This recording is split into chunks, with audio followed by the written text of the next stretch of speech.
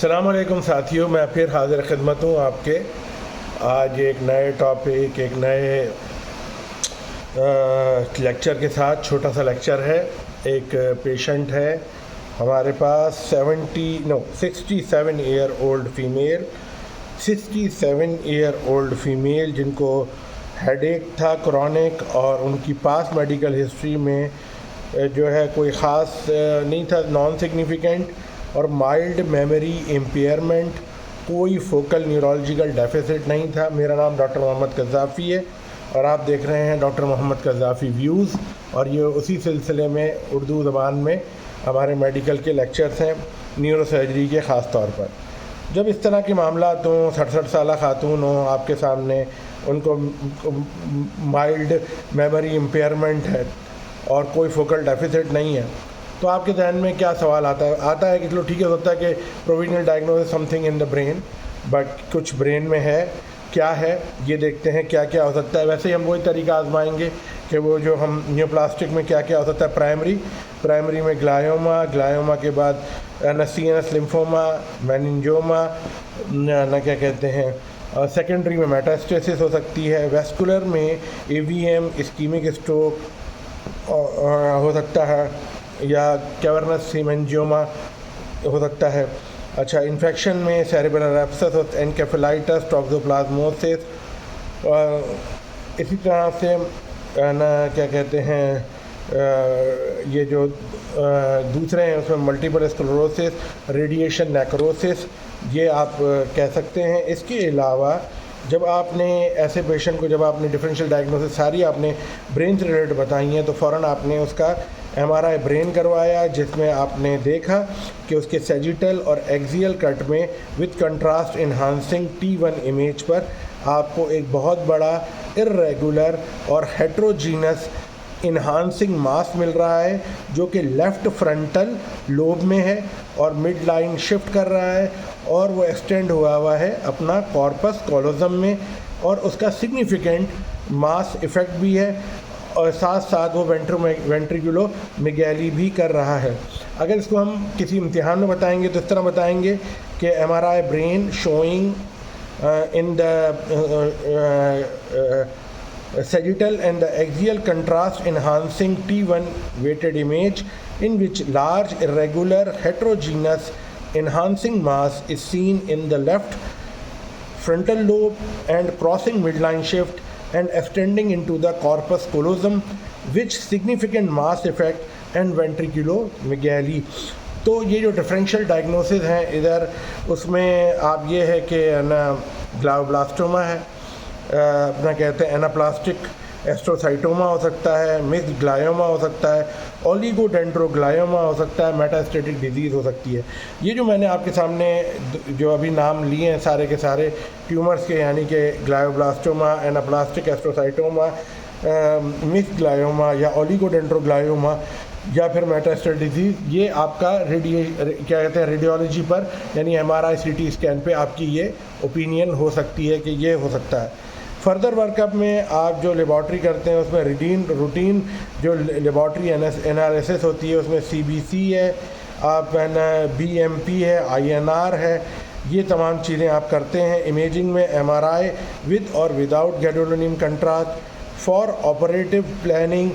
Include, यानी कि ये स्टीरियोटैक्टिक सीक्वेंस और in eloquent location considered, diffuse tensor imaging and functional MRI। तो ये आप लोग समझ गए हैं कि जो MRI हम कर रहे हैं इसमें विद और विदाउट गैडोलिनियम कंट्रास्ट के साथ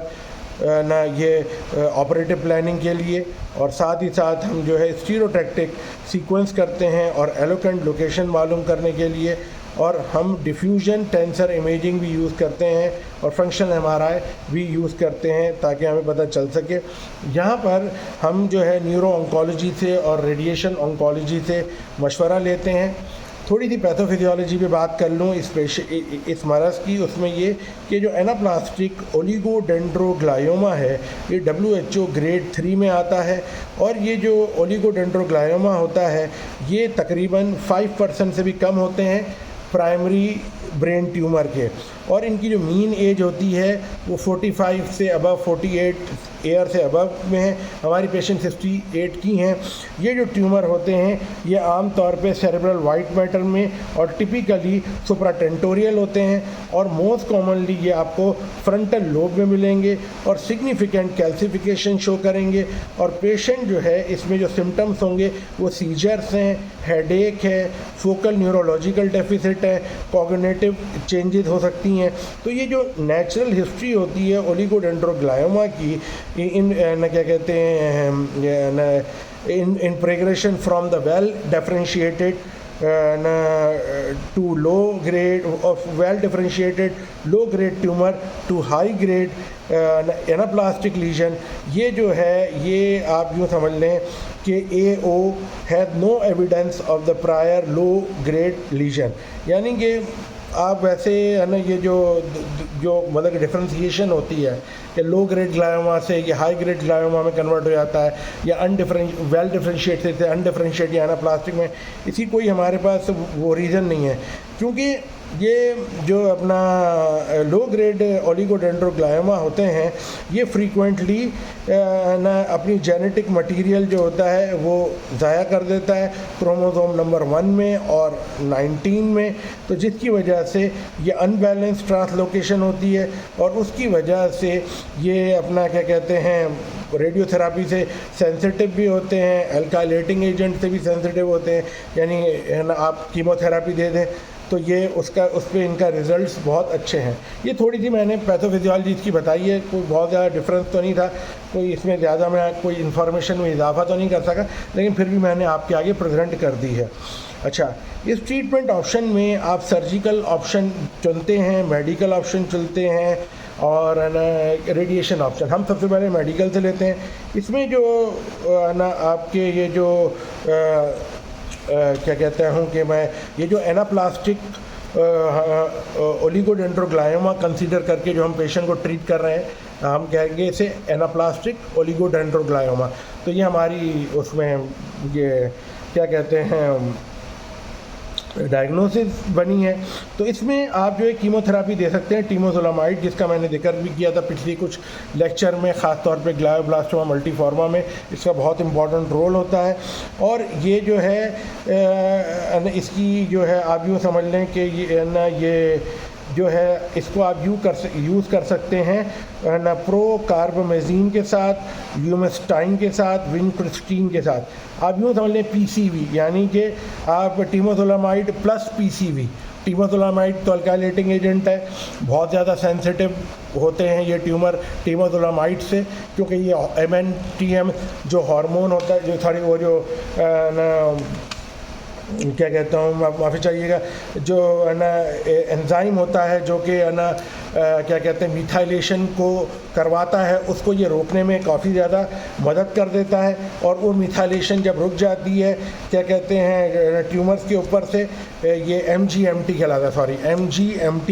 ये मिथाइलेशन ना जब रुक जाती है ना टीमोजोलामाइड की वजह से, तो फिर जो है उसको रेडिएशन के ज़रिए किल करना बहुत आसान हो जाती है। एपोप्टोसिस भी बहुत आसानी से इन ट्यूमर सेल्स की हो जाती है। अच्छा, दूसरी बात जो मैं आपके आगे इधर इस हवाले से ये पेशेंट पे जो हमारा है एनाप्लास्टिक ओलिगोडेंड्रोग्लायोमा, इसमें दूसरे भी आप PCV यानी कार्बाजीन, ल्यूकेस्टीन और विनक्रिस्टीन, ये तीनों आप ल्यूकेस्टीन, विनक्रिस्टीन और PCV आप याद रखें, वो हो सकता है। एंटी कन्वल्जेंट में आप प्रोफाइलेक्टिकली दे सकते हैं, क्योंकि ये अगर एसिम्टोमेटिक हैं तो कोई ज़रूरत नहीं है पर प्रोफाइलिसिस की, लेकिन अगर ये सिम्टोमेटिक हो रहे हैं तो फिर आप कोई ना कोई एंटी एपिलेप्टिक अपने मर्ज़ी का, एंटी कन्वल्सेंट अपनी मर्ज़ी का ज़रूर दीजिए। कॉर्टिकोस्टेरॉइड में ये जो है अपना पेरीट्यूमरल एडिमा कराता है, तो है ना आप कॉर्टिकोस्टेरॉइड देकर वो पेरीट्यूमरल वेजोजेनिक एडिमा को अवॉइड कर सकते हैं before and after surgery. Biopsy भी इस मरीज़ की जा सकती है, स्टीरियोटैक्टिक बायोप्सी होती है और ओपन बायोप्सी भी हो सकती है, जिसमें डीकम्प्रेस थोड़ा सा हम कर देते हैं। जो स्टीरियोटैक्टिक बायोप्सी हम करते हैं उसमें जो है हमें ये भी देखना होता है कि हमें ट्यूमर ग्रेड पता चल जाता है, हमें ट्रीटमेंट प्लान पता चल जाता है, और ये अपना क्या कहते हैं सर्जिकल रिसेक्शन जितनी भी हम कर सकें वो हमें थोड़ी बहुत मदद करती है। अच्छा, रेडिएशन जो है इधर हम कर सकते हैं, उसमें दोनों तरह की रेडिएशन आती है, एक रेडियो सर्जरी वाली स्टीरियोटैक्टिक रेडियो सर्जरी या गामा नाइफ, साइबर नाइफ, या फिर ना क्या कहते हैं स्टीरियोटैक्टिक रेडिएशन कर सकते हैं कम्बिनेशन में कीमोथेरापी के साथ, और इसमें इसके जो सर्वाइवल है वो बहुत अच्छा होता है, और ना ख़ास तौर पर ये जो है इफ़ेक्ट करता है अपना क्या कहते हैं क्रोमोसोम 1 और 19 पर, जिसकी वजह से ये रेडिएशन विद कीमोथेरापी बहुत ही सिग्निफिकेंट अच्छे रिजल्ट हैं। इस सर्जरी से पहले भी कर सकते हैं, सर्जरी के बाद भी कर सकते हैं। अच्छा जी, सर्जरी इसमें ऑप्शन है, इसमें stereotactic resection of tumour with image guidance भी होती है ताकि minimise volume of the residual tumour हो, वो आप थोड़ा सा ही रहने दें। और दूसरा ये कि अगर ट्यूमर जो है नियर द एलोकेंट एरिया है, कॉर्टेक्स के पास है, तो आप ना DTI ना ये मदद, और या फिर फंक्शनल MRI की मदद से उस आप वो एरिया मैप कर लें, न्यूरो मॉनिटरिंग करें और अवेक प्रोसीडिंग करें। अगर ट्यूमर जो है बायलैटरल है या मल्टीफोकल है तो फिर जो है ये ना बहुत सिग्निफिकेंट इसमें ना क्या कहते हैं साइटो रिडक्शन हो सकती है, और ना वरना फिर बायोप्सी काफ़ी है। सर्जिकल ऑप्शन जो है वो ये है कि इधर जो पेशेंट हम होते हैं इसमें हम पेशेंट को सुपाइन पोजीशन में फ्रंटल लोब अगर ग्लायोमा है, जो कि ज़्यादातर हैं और ये हमारे मरीज़ को फ्रंटल लोब ग्लायोमा है, तो हम उसकी न्यूरो मॉनिटरिंग करते हैं, उनको ना ये क्या कहते हैं मेफील्ड ना पिन के ज़रिए उसे ना क्या कहते हैं क्लैम्प कर लेते हैं ताकि हेड पोजीशन मेंटेन रह सके, और ना जो इसकी जो हाईएस्ट लोकेशन होती है अपना क्या कहते हैं माफ़ी चाहता हूँ। अच्छा, बहरहाल फिर जो है हमने इनको इंसिशन दिया, उस हवाले से ना टीरियोनल इंसिशन भी दे सकते हैं, by coronal by frontal approach भी कर सकते हैं, और ना क्लिनिक में साइज़ और पोजीशन डिपेंड करती है कि वो ट्यूमर का साइज़ क्या है, ट्यूमर का शेप क्या है, ट्यूमर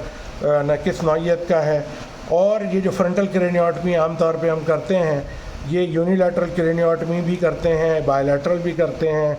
और ना हेयर लाइन के पीछे रख के करते हैं ताकि वो थोड़ी सी ब्यूटिफिकेशन मेंटेन रहे। रिसेक्शन हम परफॉर्म करते हैं नॉन एलोकेंट में डिफरेंट तरीके से, एलोकेंट में डिफरेंट तरीके से। एलोकेंट एरियाज़ होते हैं तो वहाँ पर हम ना रिसेक्शन बहुत ज़्यादा एहतियात से करते हैं कि ऐसा ना हो ब्रुकाज एरियाज या वाइट मैटर के ट्रैक हैं उनको इंजरी ना हो, और ना इंट्रा ऑपरेटिव कॉर्टिकल जो मैपिंग होती है उसकी मदद से हमने वो जाना है, उस अप्रोच में जाना है कि ताकि उसको कोई कम से कम मतलब कि कॉर्टेक्स को नुकसान कम से कम हो। और दूसरा ट्रांस सर्कल अप्रोच जो होती है ये डीप सीटेड लीजन के लिए बहुत अच्छी होती है। ट्रांस गायरल भी करते हैं लेकिन ट्रांस सर्कल का आजकल कहते हैं ज़रा रिज़ल्ट ज़्यादा, वो कम से कम इंजरी हो रही होती है उधर कॉर्टेक्स की। बहरहाल इसमें हम है ना जो भी ट्यूमर हम रिसेक्ट करते हैं मैक्सिमम अचीव करना मकसद होता है, और डी बल्क कर ले मैक्सिमम जितना हो सकता है, और है ना आफ्टर रिसेक्शन हीमोस्टेसिस मेंटेन करें, उसको क्लोजर करें water tight, careful reconstruction of the scalp for the maximal integrity और ना ऑप्टिमल हीलिंग के लिए, और ना पोस्ट ऑपरेटिव रेडिएशन थेरापी भी कर सकते हैं। उसके लिए कुछ कॉम्प्लिकेशंस हम अवॉइड कर सकते हैं कुछ एहतियातें करके, जैसे कि सबसे कॉमन कॉम्प्लिकेशन होती है कि पोस्ट ऑपरेटिव हीमाटोमा, इन्फेक्शन, ये क्या कहते हैं, तो इसके लिए ये होता है कि हमने अगर हीमाटोमा है तो अच्छे तरीके से हीमोस्टेट मेंटेन करें, और है ना क्लीनिंग अच्छे से, वॉश अच्छे से करें, मेटिकुलस स्टरलाइल वे में क्लोजर अच्छे से करें, क्या कहते हैं पैरेन्काइमल इंजरी मिनिमम से मिनिमम हो, और है ना पोस्ट ऑपरेटिव ना अगर हम समझते हैं कि थ्रम्बो एम्बोलिज्म के कोई चांसेस हैं तो फिर उस हवाले से थोड़ा सा न्यूरोलॉजिस्ट से डिस्कस करके अगर कोई 2-3 दिन बाद कोई ब्लड थिनर अगर देना चाहें तो दे सकते हैं। पेशेंट अगर हाई ग्रेड ग्लायोमा का सस्पेक्ट कर रहे हैं तो उसकी रेडियोथेरेपी का प्लान कर सकते हैं, डिस्कस कर सकते हैं रेडिएशन ऑन्कोलॉजिस्ट के साथ। तो ये जो वीडियो थी पसंद आई होगी, ज़रूर लाइक कीजिए, सब्सक्राइब कीजिए और हमें इंकरेज करते रहिए। हमें आपकी सपोर्ट की बेनता ज़रूरत है।